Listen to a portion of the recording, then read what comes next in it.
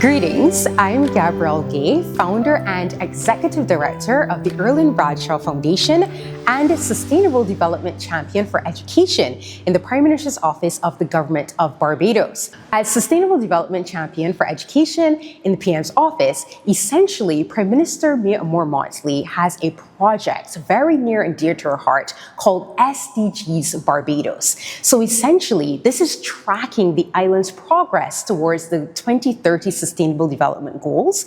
And there is a large global SDG report that chronicles Barbados' and every country's trek towards realizing and actualizing these goals.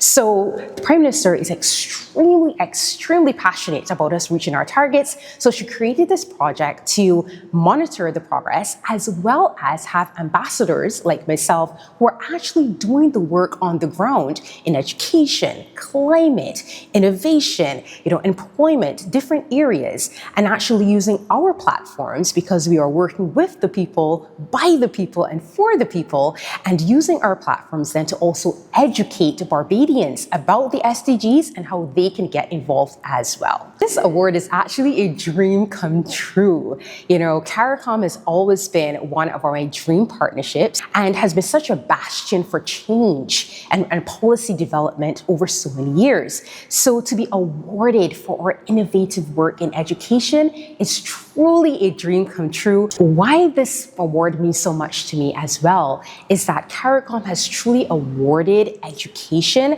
and awarded innovation and change in the area.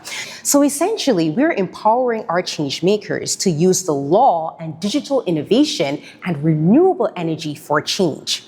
So we educate them on emerging areas such as AI, crypto, all these different technology and innovations. And then we also educate them on how to take those from ideas into action by using justice. So for example, many individuals will be surprised to know that, for example, when you use any type of large language model and you type in your queries, every 15 queries drinks 500 mils of fresh water. Yeah?